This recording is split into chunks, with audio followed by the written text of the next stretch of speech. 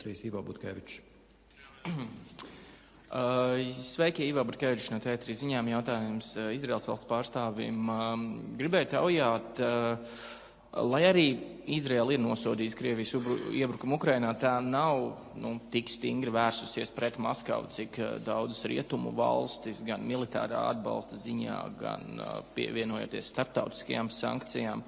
Ņemot vērā, ka arvien pieaug starptautiskais spiediens uz Krieviju, tā skaitā no Amerikas Savienoto Valstu prezidentu šobrīd, vai ar Izraelu saskat, ka varētu kā aktīvāk vērsties pret Kremli, tā skaitā varbūt pievienojoties starptautiskajām sankcijām. So Israel is holding, should I answer in Hebrew and English? So I'll answer in English. Israel is holding a very intimate dialogue with its allies around the world, especially with the United States of America. First of all, as you know, we have taken many steps to help the Ukrainian people, even something that has nothing to do with direct defense. For example, my wife, Michal, has been working very closely with Mrs. Zelensky, Olena Zelenska, on the mental health resilience of the Ukrainian people under attack. We've launched many new initiatives on the civil defense, and we are discussing other options, which we are discussing mostly with the United States of America. Once we have it completed, we will make it clear, and we have made our position very clear regarding the Ukrainian situation. Thank you. Paldies. Un mirklis vēl vienam jautājumam. Gīns Amaliņš. Labdien, prezident kungs.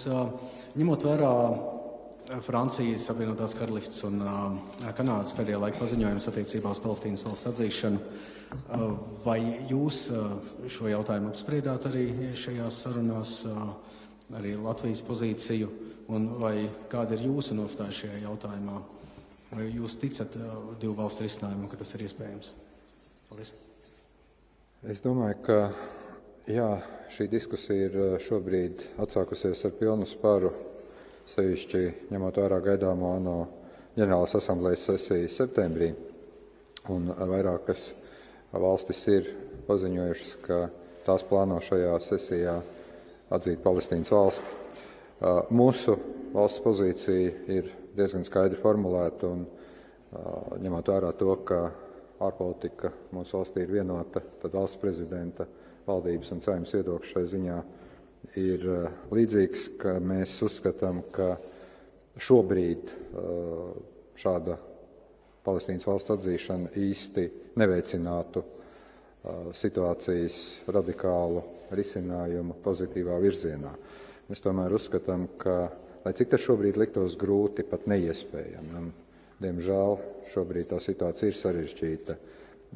Strādāt pie divu valstu risinājumu, tam tomēr ir jābūt politiskām mērķiem. Mēs arī uzskatām, ka tāda vienpusēja atzīšana bez attiecīgās ANO drošības padomes rezolūcijas, bez attiecīgās ANO drošības padomes atzīšanas īsti neveicinātu reālu situācijas normalizāciju, un tādēļ arī pašlaik Latvija neplāno šādus soļus spērt.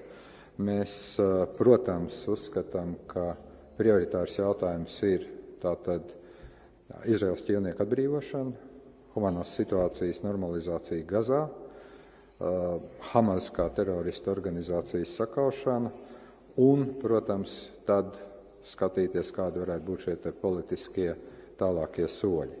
Tā pašā laikā mēs jau izsenis esam uzturējuši dialogu un turpināsim uzturēt dialogu ar Palestīnas pašpārvaldi. Prezidents minēja manu 2023. gada vizīti, kur mēs tikāmies. Man bija arī tikšanās Ramalā ar prezidentu Abbasu. Mēs tajā brīdī pārunājam šos jautājumus. Es arī pats esmu ticies ar viņu pagājušā gada ANO ģenerālas asamblejas tikšanās laikā. Mēs šos kontaktus turpināsim ar abām pusēm. Jā, mēs saprotam, cik tas šobrīd ir sarežģīti un grūti runāt varbūt par šādu lietu kā divu valstu risinājumu, bet, atklāt sakot, mēs arī šobrīd neredzam, ka vienpusēja atzīšana kaut kādā veidā radikāli palīdzētu situācijas maiņām. Tā ir tā Latvijas valsts pozīcija, kas ir skaidri definēta, skaidri zinām, un to zina gan Izraels puse, gan arī Palestīnas pašpārvalde. May I add, Mr. President? I'd like to add a few comments regarding the issue of the day after and the exit from the war, and of course the issue of the Palestinian recognition. You know, all my life I've advocated that we should try and find a peaceful solution and pathway towards peace with our Palestinian neighbors. I truly believe in the inclusion of Israel in the region and signing more and more peace agreements with our neighbors. But the truth of the matter is, in order to realize the peace between two nations, you have to have a real capability of delivering something which is viable. Right now, the Palestinian people are torn between two entities. One is controlled by the Palestinian Authority and one is by Hamas. And if you ask an average Israeli, does he believe it's feasible to get to a two-state solution, a solution with a peaceful neighbor, like I crossed the border today from Lithuania to Latvia easily?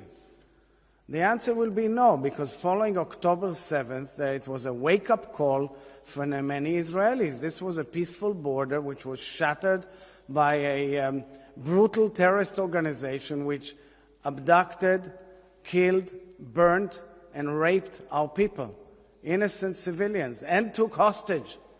And that is how do I get to the next day, the day after. In order to get to the day after, in order to finish the tragedy in Gaza, the terrible tragedy in Gaza, which was imposed only by Hamas, one has to get the hostages back home.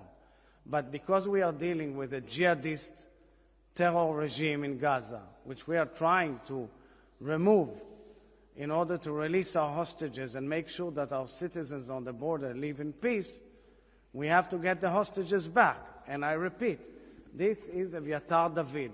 Eviatar David was taken hostage on the first day, and this is how he looks now. You see the fat arm of his captor, and you see him. He's on he's in a life-risking situation. Him and Ron Breslavsky, which was also videoed by Hamas 3 days ago, in a horrendous situation, and all other hostages who've been starved purposely by Hamas. They've been starved purposely whilst their captors are eating and expanding and having wonderful meals. I called specifically the president of the International Red Cross yesterday, begging her to see what they can do in order to deliver food and deliver medicine to our hostages.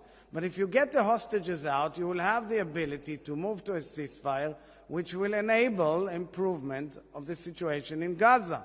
And nonetheless, Israel dramatically approved in the last 10 days major overhaul of the humanitarian situation in Gaza, with at least 23,000 tons of aid, which was delivered in, plus in the last 24 hours another 30 million tons of aid, plus about 120 airdrops only in the last 24 hours by countries from all over the world. There's a major overhaul of the supply of water and electricity, and this whilst our hostages are starved and in a very, very dire situation. And I call upon the international community from Riga for a change. How about presenting a unanimous, tough position, including Europe, and saying to Hamas and its allies, we're not talking to you until you release the hostages. Thank you very much. Paldies. Vairāk laika mums jautājumiem nav, līdz ar to saku paldies visiem.